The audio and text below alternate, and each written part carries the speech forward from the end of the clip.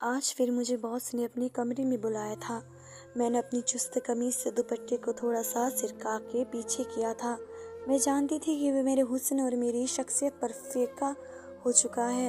वे एक बहुत बड़े जागीरदार का बेटा था, बहुत बड़ा बिजनेसमैन था। जितना वे दौलतमंद और अमीर था, उतना ही गरूर और घमंड उस शख्स के अंदर कूट कूट कर भरा था। किसी भी खूबसूरत से खूबसूरत लड़की को वो घास नहीं डालता था, लेकिन मुझ पर मर मिटा था। मेरा ताल्लुक तो एक गरीब घराने से था, लेकिन मेरा पहनना ओढ़ना शाहाना था। मैंने कभी भी अपनी गुर्बत को अपने ऊपर हावी नहीं होने दिया। मैं पिछले 6 माह से इस ऑफिस में काम कर रही थी और इससे पहले भी मैं अच्छी ही फॉर्म में जॉब करी थी।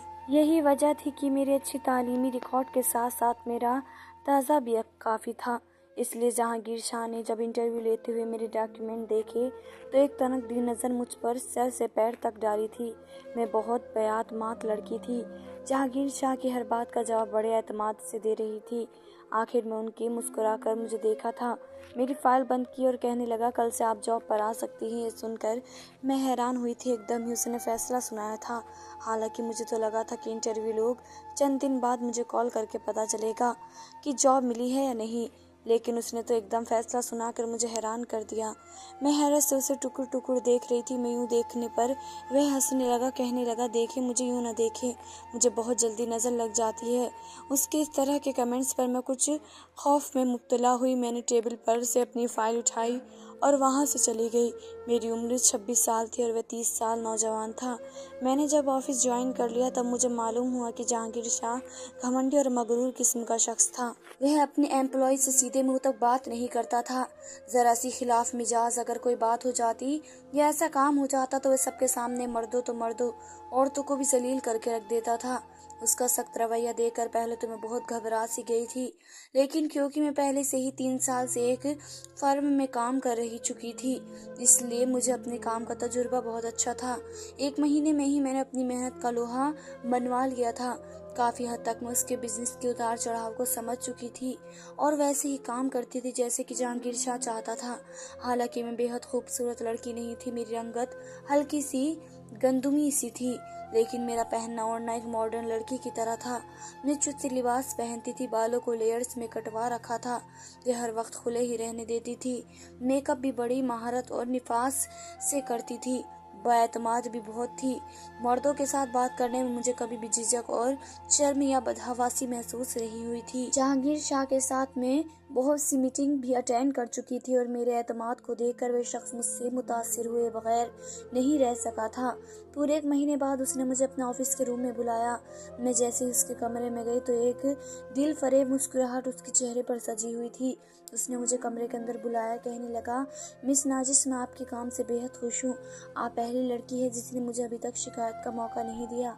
आपकी जितनी भी तारीफ की जाए कम है। मैंने मुस्कुराकर अपनी तारीफ वसूली थी। झटके से अपनी लेयर कटिंग के बाल हाथ से पीछे किए मैंने कहा, thank you so much. Aahista Aahista वह मुझसे बिजनेस के अलावा और भी बहुत सी बातें करने लगा। कभी मीटिंग के बाद मुझे समंदर पर ले जाता, साहिल समुंदर पर नंगे पाँव मैं उसके साथ ढेरों बातें करने लगी। जितना मैं उसे बददिमाग और घमंडी समझती थी वह ऐसा नहीं था। बहुत मुख्तलिफ किस्म का शख्स था। पता ही नहीं चला कि कब मैं उसकी मोहब्बत में गिरफ्तार हो गई। हालांकि मैं ऐसी लड़की बिल्कुल नहीं थी। मतलब मेरा ताल्लुक गरीब घराने से ज़रूर था, लेकिन मैंने अपनी जॉब से कमाए हुए पैसों से एक अच्छे इलाके में फ्लैट किराए पर ले लिया था। अपने छोटे बहन भाइयों को इंग्लिश मीडियम स्कूल में दाखिला करवाया था।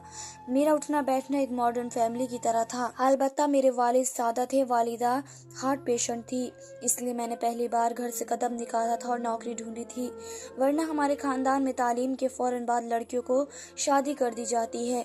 मैं अपने खानदान की पहली लड़की थी जिसने जॉब की तरजीह दी थी। मैं अपने हालात को बदलना चाहती थी और आज मैं जिस मकाम पर थी, खानदान के लड़के मेरी तमन्ना करते थे, लेकिन मैं हमेशा रिश्ते से इनकार कर देती थी। चाहती थी कि जब मैं अपनी जॉब से 1 लाख से ऊपर कमाती हूँ तो जिससे मेरी शादी हो उसकी तनख्वाह भी 2-2.5 लाख से कम ना हो। क्योंकि जिस लग्जरी का मैंने खुद को आदी बना लिया था, मैं किसी भी छोटी मोटी जॉब करने वाले शख्स के साथ गुजारा नहीं कर सकती थी। जहांगीर शाह के साथ ताल्लुकात बढ़ाने का कहीं ना कहीं मेरा मकसद ये भी था कि अगर वह मेरी मोहब्बत में मुब्तला हो जाता तो मेरी ज़िंदगी उसके साथ बहुत अच्छी गुजर सकती थी। वे आम जहांगीरदार जैसा हरगिज़ नहीं था जो औरतों को गुलाम बना कर रखे। शहर में ज़्यादातर उसका वक्त गुजरता था, इसलिए अगर वह मुझसे शादी की बात करता तो मैं सबसे पहले उसी के रिश्ते को तरजीह देती। इसलिए मैंने खुद पर कोई भी हदें नहीं बांधी थी, ना ही जहांगीर शाह को किसी हद तक पाबंद किया था। ये अक्सर बात करते करते मेरा हाथ पकड़ लेता, मुझे खुद से करीब कर लेता, बजाय उससे घूरने के मैं मुस्कुराती थी। यही वजह थी कि उसकी जसारत बढ़ने लगी और एक दिन वह सब हुआ जो मैं नहीं चाहती थी। मैं चाहती थी कि वे मेरी मोहब्बत में गिरफ्तार होकर मेरा रिश्ता मांगे और मुझसे शादी कर ले, जैसे ही हम मिडिल क्लास लड़कियां सोचती हैं। लेकिन मैं नहीं चाहती थी कि उसका मकसद कुछ और था। वो मीटिंग के बहाने मुझे फार्म हाउस ले जाएगा। मुझे लगा कि रात तक वापसी हो जाएगी, लेकिन जब शाम का अंधेरा गहरा होने लगा और कोई भी मीटिंग नहीं हुई तो मैंने उससे कहा कि आपने अभी तक अपनी मीटिंग के मेंबर्स को नहीं बुलाया। अंधेरा फैल रहा है, मुझे घर जाना है और आप जानते हैं कि यहाँ से शहर का रास्ता 2 घंटे का है। वह मुझे देखकर मुस्कुराने लगा, कहने लगा कोई मीटिंग नहीं है यहाँ पर। यह सुनकर मुझे हैरत हुई। मैंने कहा क्या मतलब, फिर आप मुझे यहाँ क्यों लाए हैं? वह कहने लगा बस तुम्हारे बगैर अब वक्त नहीं गुजरता मेरा। उसकी बात सुनकर मैं मुस्कुराने लगी। मैंने कहा तो फिर मेरे वालिद से मेरा रिश्ता मांग ले। मेरी बात सुनकर वह हंसने लगा, कहने लगा मैं जागीरदार हूँ, तुम एक मिडिल क्लास लड़की हो, हमारा कोई जोड़ नहीं है। उसकी बात सुनकर तो मेरा दिल बुझ कर रह गया। मैं तो समझती थी कि वह ऐसी सोच का मालिक नहीं होगा, लेकिन उसकी बात ने जैसे मेरे सारे ख्वाब चकनाचूर कर दिए। उसने एक ही जुमले में मुझे मेरी हैसियत याद दिला दी थी। मैंने कहा ठीक है, अच्छा किया आपने मुझे ये बता दिया कि मैं एक जागीरदार की बीवी नहीं बन सकती। यह कहकर मैंने अपना पर्स उठाया और उसके फार्म हाउस के बने हुए छोटे से कॉटेज से बाहर निकलने लगी, जो कि 3 कमरों पर मुश्तमिल था। इसके पहले कि मैं ड्राइंग रूम से बाहर निकलती, उसने मेरा हाथ पकड़ा और अपनी तरफ खींचा। मैं उस उफ्ता के लिए तैयार नहीं थी, इसलिए उसके पहलू में जा गिरी। कहने लगा ऐसे कैसे जाने दूं तुम्हें, कह तो चुका हूँ कि मैं जागीरदार हूँ और ऐसे शौक हमारे तुम जैसी लड़की ही तो पूरी करती हैं। ये सुनना था कि गुस्से से मेरे कानों की लू तक सुर्ख हुई। उसने मुझे समझ कर रखा था। मैंने झटके से अपने आप छुड़वाया और खड़ी हो गई। मैंने कहा कि आप बहुत गलत समझे हैं मुझे, मैं कोई डरपोक किस्म की लड़की नहीं हूँ। खबरदार जो मुझे छूने की भी कोशिश की तुम्हारे हलक का कांटा बन जाऊंगी, समझे। मेरा ये कहना था कि वह भी मुझे गुस्से से खड़ा हुआ और मुझे बाजू से पकड़ा। कहने लगा अच्छा तो तुम मुझे धमकी दे रही है, जागीरदार शाह को धमकी दे रही है। तुम ठीक है, आज की रात तुम यहीं रुकोगी मेरे साथ और मेरी रात को रंगीन बनाओगी और उसके बाद मैं देखता हूँ कि तुम मेरे हलक का कांटा कैसे बनती हो। बेशक मैं पूरे एतमाद लड़की थी, लेकिन उस वक्त उसके फार्म हाउस पर मैं बिल्कुल अकेली थी। यहाँ उसके गार्ड्स थे, उसके चौकीदार थे, उसकी हुक्मरान थी। मैं उससे अपना आप छुड़वाने लगी, लेकिन वह मुझे जबरदस्ती कमरे में ले गया। पूरी रात उसने मेरे साथ बेरहमी का सलूक किया। मुझे बर्बाद करने के बाद मुझ पर यह कहकर हंसने लगा, कहने लगा लो कर ली मैंने तुम्हारे साथ अपनी रात रंगीन, अब मैं देखता हूँ तुम मेरे साथ क्या कर सकती हो। मैं कमजोर लड़कियों की तरह रोई नहीं थी, उससे रहम की भीख नहीं मांगी थी। मैं अकेली उस फार्म हाउस से निकल आई। वापस जब अपने घर पहुंची तो मेरे वालिद बेहद परेशान थे। वालिदा मुझसे पूछने लगी कि रात भर तुम कहाँ थी। मैंने उन्हें कोई जवाब नहीं दिया। मैंने मीडिया के सामने उस शख्स के बारे में सब कुछ सच बता दिया, अपने चेहरे पर लगे जख्म भी दिखाए। पहले तो ये खबर खूब फैली, लेकिन जहांगीर शाह के पैसों के सामने इस खबर को दूसरा रंग दे दिया गया कि मैंने किसी और के साथ गुनाह किया और बदका करके जहांगीर शाह पर बदका करने का इल्जाम लगा दिया। मैं सबके सामने बुरी बन चुकी थी, ज़हनी अजियत में आ चुकी थी। मैंने नौकरी छोड़ दी, घर में बैठ गई। लोगों का सामना करना मेरे लिए मुश्किल तरीन काम था। मेरा सारा तमाम खत्म हो चुका था। लोगों के ताने और शक भरी और हिकारत भरी नजरें मुझसे बर्दाश्त नहीं होती थी। बरसों में कमाई गई इज्जत को उस शख्स ने 2 कौड़ी करके रख दिया था। मुझे उस शख्स से इतनी नफरत थी कि मुझ पर अगर एक कत्ल माफ होता तो मैं जहांगीर शाह का कत्ल कर देती। मेरे वालिद मेरी बदनामी का सदका बर्दाश्त नहीं कर सके, इसलिए उनको मेजर हार्ट अटैक हुआ। मेरी वालिदा हॉस्पिटल भी नहीं पहुंच पाए थे कि उनका इंतकाल हो गया। मैं खुद अपने वालिद को लेकर हॉस्पिटल गई थी और अपने वालिद के इंतकाल की खबर सुनकर वहीं बेहोश होकर गिर गई थी। लेकिन जब मुझे होश आया तो एक और दिल दहला देने वाली खबर मेरी मुंतज़ थी। डॉक्टर ने मुझसे कहा कि मैं पेट से हो रही खबर मेरे लिए वाकई में अजियत थी। अपने वालिद के दफन के बाद मैं दोबारा से उसी इसी हॉस्पिटल में गई। मुझे जॉब करनी थी, अपने घर का सोचना था क्योंकि सारी जमा पूंजी खर्च हो चुकी थी। इसलिए मैं बच्चे जैसी मुसीबत अपने गले में नहीं पाल सकती थी, जो कि एक गुनाह की पैदावार था और उस शख्स की निशानी था जिसने मुझे शदीद नफरत थी। मैं हॉस्पिटल गई, लेडी डॉक्टर से कहा कि आप हर सूरत मेरा अबॉर्शन कर दें, लेकिन वो मुझे कहने लगी कि मैं बेहद कमज़ोर हूँ, फिलहाल मैं इतनी मुतहामिल नहीं हूँ कि अबॉर्शन करवाऊं, मेरी जान का भी खतरा हो सकता है। इसलिए उसने मुझे कुछ ताकत की मेडिसिन लिख कर दे दी। कहने लगी कि 20 दिन तक तुम मेडिसिन खाओ, उसके बाद आओ, फिर मैं तुम्हारा अबॉर्शन कर सकती हूँ। मैं अभी लेडी डॉक्टर के कमरे से बाहर नहीं निकली, मेरे पीछे एक औरत और एक मर्द खड़े थे। शायद वह लेडी डॉक्टर से चेकअप करवाने आए थे। औरत का हुलिया कुछ अजीब व गरीब किस्म का था, देहाती किस्म के कपड़े पहन रखे थे और खूब सारा जेवर पहना हुआ था। तकरीबन 35 साल की होगी, लेकिन उसके साथ खड़े शख्स को देखकर मेरे होश उड़े। वह जहांगीर शाह था। उसे देखकर मेरी आंखों में नफरत सी भरने लगी, लेकिन वह मुझे बड़े गुस्से से देख रहा था। मैं वहां से खड़ी हुई और बाहर निकल गई। लेकिन अगले रोज जो कयामत हमारे घर पर टूटी, मैं सोच भी नहीं सकती थी। अगले ही रोज जहांगीर शाह मेरे घर पर आ गया, उसके गार्ड्स भी उसके साथ थे। मेरे घर के अंदर जबरदस्ती दाखिल हुआ। मेरी वालिद और मेरे छोटे बहन भाई सब देखकर बुरी तरह घबरा गए। मैंने उसे कहा कि अब तुम यहाँ क्या लेने आए हो? तुम जो चाहते थे वो तो हो चुका। तुमने मुझे बर्बाद करना चाहा तो कर लिया, मुझे बदनाम करना चाहा वे भी तुम कर चुके। अब दफा हो जाओ, मेरे घर से तुम्हारी शक्ल भी देखना नहीं चाहती। वे बड़े गुस्से से मेरे सामने आया, मेरे मुकाबले खड़ा हो गया। कहने लगा, मेरी एक बहुत कीमती चीज तुम्हारे पास है, बस वह तुमसे वापस ले लूं तो चला जाऊंगा।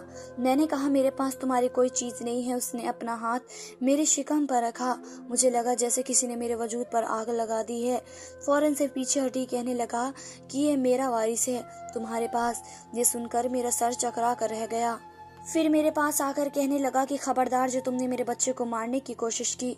शायद वो लेडी डॉक्टर से मेरी होने वाली बातें सुन चुका था। मैंने कहा, कौन सा तुम्हारा बच्चा? मेरे अंदर तो किसी और की बतका है। यही कहा था ना तुमने मीडिया के सामने, अब तुम क्यों इस पर हक जमाने आए हो? वे कहने लगा, मेरी शादी को 10 साल हो गए हैं, मेरी खानदानी बीवी मुझे औलाद देने के कासिर है। बहुत इलाज करवाए मैंने मगर कोई फायदा नहीं हुआ। मुझे वारिस चाहिए जो मुझे तुमसे मिल सकता है। इसलिए जब तक मेरा बच्चा तुम्हारे वजूद में है, तुम्हें अपने पास रखना मेरी मजबूरी है। ये कहकर वे मेरे करीब आया। कहने लगा, तुम शराफत से मेरे साथ जाना पसंद करोगी या यहाँ से जबरदस्ती उठा कर ले जाऊं? ये सुनना था कि मैं अंदर ही अंदर खौफ ज़दा हुई। मेरे वालिदा रोने लगी, उसके सामने हाथ जोड़कर कहने लगी कि खुदा के लिए मेरी बेटी का पीछा छोड़ दो। ये कहने लगा, नहीं छोड़ सकता, नाजिश मेरे बच्चे की माँ बनने वाली है, मेरा वारिस है इसके पास, और अगर मैंने इसे आज़ाद छोड़ दिया तो ये मेरे बच्चे को मार डालेगी। मैंने कहा, हाँ मैं मार डालूंगी इसे, मुझे नफरत है तुमसे और तुम्हारे इस नाजायज बच्चे से भी। मेरा ये कहना था कि उसने मेरे मुंह पर जोर से थप्पड़ मारा। कहने लगा, मेरे बच्चे को कुछ मत कहना, अपनी औलाद की खातिर मैं तुम्हें जायज बीवी भी बनाने को तैयार हूँ। फिर कहने लगा, काजी को मैं अपने साथ लाया हूँ। फिर उसने अपने गार्ड से कहा कि नीचे जाओ, गाड़ी में जो मौलाना साहब बैठे हैं उन्हें ऊपर लेकर आओ, मैं अभी इसी वक्त इससे निकाह करूंगा। जैसे ही वे निकाह करवाने वाला ऊपर आया और निकाह शुरू किया, मैंने निकाह से इनकार कर दिया। जहांगीर शाह तो यूं था कि गुस्से के मारे मुझे जान से मार डालेगा। मेरी माँ से कहने लगा कि अगर तुम्हारी बेटी ने शराफत से मुझसे निकाह नहीं किया तो मैं इसे जबरदस्ती यहाँ से ले जाऊंगा और तुम लोगों की जिंदगी अजीर बना कर रख दूंगा। इसे समझाओ ये मुझसे शराफत से निकाह कर ले। अगर ये बिना चूं चरा किए मुझसे निकाह कर लेती है तो तुम लोगों की किफा की जिम्मेदारी मैं ले लूंगा, कोई तंगी नहीं आएगी तुम लोगों के पास। मेरी वालिदा मेरी मिन्नत करने लगी कि वह हर हाल में तुम्हें अपने साथ ले जाएगा, बेहतर है कि तुम एक जायज रिश्ते के साथ उसके साथ जाओ। हम जैसी मिडिल क्लास लड़कियां हमेशा बेबसी और मजबूरी की तहत खामोश हो जाती हैं जब अपने वालिद के जुड़े हुए हाथ देखती हैं और वह सब कर जाती हैं जो करना नहीं चाहती। मेरा और जहांगीर का निकाह भी मेरी बहुत बड़ी मजबूरी था। निकाह के बाद वह मुझे अपने साथ गांव में अपनी हवेली में ले आया, जहां उसकी पहली बीवी भी मौजूद थी जो मुझे नफरत से देख रही थी। उसके घर में एक गैर ज़रूरी चीज़ थी, एक गैर ज़रूरी फ़र्द थी, अहमियत थी तो उसकी जो मेरे वजूद के अंदर पल रहा था। जहांगीर शाह का वारिस मेरे सास ने मुझे एक कुशा सा कमरा दिया जिसमें हर सहूल मौजूद थी। मेरी खिदमत के लिए 2 मुलाजमियाँ थी, लेकिन मुझे कमरे से बाहर निकलने की इजाज़त नहीं थी। मैं कभी भी ऐसे माहौल में रहने की आदी नहीं थी। मैंने सारी ज़िंदगी आज़ादी से गुजारी थी, लेकिन वे दोनों मुलाजिम औरतें मेरी पल पल की खबर जहांगीर शाह और उसकी माँ को देती थी। मेरा जी चाहता था कि मैं उसके बच्चे को अपने तन से जुदा कर दूं, जिसकी वजह से मैं कैद हो चुकी थी। मैं यहाँ से भाग जाना चाहती थी। महल चाहे सोने का ही क्यों ना बनाओ, अगर उसमें कैद करके रखा जाए तो वह भी पिंजरे से कम नहीं लगता। मेरा यहाँ दम घुटने लगा था। मुझे खाने पीने के लिए बेहतरीन चीज़ें दी जाती थी और ज़बरदस्ती खिलाई जाती थी। एक बार मैंने खाना खाने से इनकार कर दिया। मुलाजिम मेरे लिए खाना लेकर आई तो मैंने ट्रे उसके हाथ से पकड़कर ज़मीन पर ज़ोर से पटक दी। सारा खाना ज़मीन पर गिर गया। कांच के बर्तन टूट चुके थे। शोर की आवाज़ सुनकर मेरी सांस मेरे कमरे में आई। कहने लगी, ये क्या बदतमीजी है। मैंने कहा, मुझे खाना नहीं खाना, मुझे कुछ भी नहीं खाना और ना ही मुझे यहाँ रहना है। खुदा के लिए मुझे आज़ाद कर दो, मैं यहाँ नहीं रह सकती, मेरा दम घुटता है। वे कहने लगी कि जब तक तुम जहांगीर शाह के बच्चे की माँ नहीं बन जाती यहाँ से तुम्हारा जाना मुमकिन ही नहीं। और बेफिक्र रहो, तुम जैसी शहरी आवारा लड़की को हम अपने खानदान की इज्जत कभी नहीं बना सकते। जैसे ही तुम बच्चे को जन्म दोगी तुम्हें आज़ाद कर दिया जाएगा। मैं यहाँ रहना चाहती भी नहीं थी। मुझे इस बच्चे से कोई लगाव और दिली वास्ता भी नहीं था, क्योंकि ये गुनाह का नतीजा था, लेकिन मेरा वाकई यहाँ दम घुटता था। मैंने कहा, मुझे कुछ नहीं खाना। मेरी सांस मुझे डांट डपट करने लगी कि अगर तुम्हारी वजह से हमारे बच्चे को कोई भी नुकसान हुआ तो तुम नहीं जानती कि जहांगीर तुम्हारा क्या हश्र करेगा।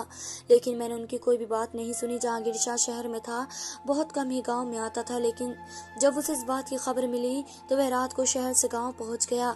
6 घंटे का सफर करके जब वह गाँव पहुँचा तो बेहद गुस्से में था। रात के 2 बजे मेरे कमरे का दरवाज़ा खुला। मैं उस वक्त नींद में थी। बड़ी जोर से कमरे का दरवाज़ा बंद हुआ और एकदम से कमरे की तमाम बत्तियां रोशन हुई। मैंने आंखें खोलकर देखा तो जहांगीर शाह बड़े गुस्से से मेरी तरफ बढ़ने लगा। कहने लगा, उठकर बैठो, क्या तमाशा पकड़ रखा है तुमने। मैं उठकर बैठ गई, लेकिन सोच चुकी थी कि आज इस शख्स के सामने हार नहीं मानूंगी। जैसे ही मैं उठकर बैठी वे मेरे बेड पर मेरे सामने बैठ गया। कहने लगा, सुबह से तुमने कुछ नहीं खाया, क्या तमाशा बना रखा है तुमने, खा क्यों नहीं रही हो तुम। वह गुस्से से फनकार रहा था। मैंने कहा, मुझे इस कैद खाने में नहीं रहना, मेरा ये कहना था। उसने मुझे बाजू से पकड़ा और दबोचने लगा। उसकी गिरफ्त में मैं तलम कर रह गई। मैंने कहा, तुम इंसान हो या जानवर, छोड़ो मेरा हाथ। कहने लगा, अगर तुमने मेरी किसी भी बात से इख्तलाफ किया तो तुम अच्छी तरह जानती हो कि मुझे इंसान से जानवर बनने में ज़्यादा देर नहीं लगती। मैं तुम्हारा हश्र बिगाड़ के रख दूंगा अगर तुम्हारी वजह से मेरे बच्चे को ज़रा सी भी कुछ हुआ तो। मैंने कहा, अल्लाह करे मर जाए तुम्हारा बच्चा, जिसकी वजह से मैं इस अजियत में फंस चुकी हूँ। मेरा ये कहना था कि एक ज़ोरदार थप्पड़ उसने मेरे मुंह पर मारा। मेरा तो दिमाग चकरा कर रह गया। कहने लगा, आज जो तुमने ये बात जुबान से निकाल ली, आइंदा अगर गलती से भी तुम्हारी जुबान से निकला तो तुम्हारा गला घोट दूंगा। उसके दोनों हाथ मेरे गले की जानिब बढ़े, लेकिन एकदम उसने अपने हाथों को रोका। उस वक्त तो शदीद गुस्से में था। मेरी आंखों से आंसू बहने लगे। मैंने कहा, रुक क्यों गए, बढ़ाओ अपने हाथ, आगे बढ़ाओ, मेरा गला दबाओ, मेरा गला दबा कर मुझे मार डालो। मैंने उसके दोनों हाथ पकड़े, अपने गले पर रखकर उसके हाथों से अपना गला दबाने लगी। वे मेरा हाथ पीछे करने लगा। मैं बिल्कुल पागल सी हो गई। मैंने कहा, मैं अपने आप को खत्म कर लूंगी। तुमने मुझ पर हाथ उठाया तो उठाया कैसे, मैं मार डालूंगी खुद को और मेरे साथ साथ तुम्हारे ये वारिस भी मर जाएगा। मेरा ये कहना था कि उसका रंग एकदम पड़ा। मैं बेड से खड़ी हुई, सामने ड्रेसिंग पर पड़े परफ्यूम की बोतल उठाई और दीवार पर मारकर आधी तोड़ दी। बाकी की बोतल कांच समेत मेरे हाथ में थी। मैंने वह कांच पकड़ा और अपने पेट की जानिब बढ़ा दिया। मैं इस कदर गुस्से में थी, मेरा जी चाहा कि मैं अपने पेट में वह कांच मार डालूं, खुद को खत्म कर लूं और इस बच्चे को भी मार डालूं, जिसकी वजह से मेरी जिंदगी अजीर बनकर रह गई थी। ये देखना था कि वह फौरन से मेरे पास आने लगा। उसकी तो यह हालत थी कि जैसे मैं उसके बच्चे को नहीं उसको मारने वाली हूँ। वह कहने लगा, देखो ऐसा कुछ मत करना। उस वक्त मैं बहुत खौफ ज़्यादा था, जिस कदर मैं उससे पीछे थी। अगर वह मेरे जानिब बढ़ता तो शायद गुस्से से अपने पेट पर वह कांच घिसा लेती। मैंने कहा, तुमने एक कदम भी आगे बढ़ाया तो मेरे साथ साथ तुम्हारा बच्चा भी मर जाएगा। उसके बढ़ते हुए कदम फौरन से रुके। कहने लगा, तुम जो चाहती हो मैं करूँगा, लेकिन प्लीज़ इस कांच को खुद से पीछे करो। पहली बार मैंने उसके चेहरे पर खौफ देखा था। उसकी आंखों में आंसू देखे थे। औलाद इंसान को कैसे मजबूर करती है, यहाँ मैं जहांगीर शाह की आंखों में देख रही थी। मैंने कहा, मुझे यहाँ नहीं रहना, मुझे शहर जाना है। कहने लगा, ठीक है, अगर तुम मुझसे वादा करोगी कि तुम अपना ख्याल रखोगी तो मैं तुम्हें शहर ले जाऊंगा, तुम मेरे बच्चे को कोई भी नुकसान नहीं पहुंचाओगी। मैंने उससे वादा कर लिया। वह मुझे शहर ले आया। मैं उससे शहर के बड़े से बंगले में रहने लगी। मुझ पर कोई भी पाबंदी नहीं थी, आज़ाद हो गई थी। जैसे जैसे वक्त गुजरने लगा जहांगीर शाह मेरा बहुत ज़्यादा ख्याल रखने लगा। मुझसे पूछता कि मैंने खाना ठीक से खाया है या नहीं। लेकिन मैं जानती थी कि ये सारी बातें बच्चे की पैदाइश तक महदूद हैं।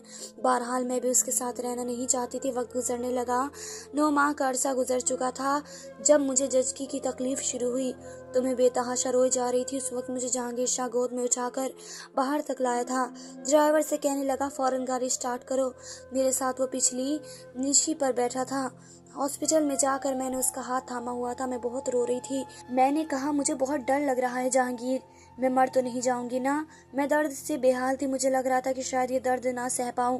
मैं मेरा सर सहलाने लगा, कहने लगा, कुछ नहीं होगा तुम्हें। लेकिन मेरी हालत बिगड़ती जा रही थी। मेरी डॉक्टर कहने लगी कि इसका केस बहुत ज़्यादा ख़राब होने लगा है।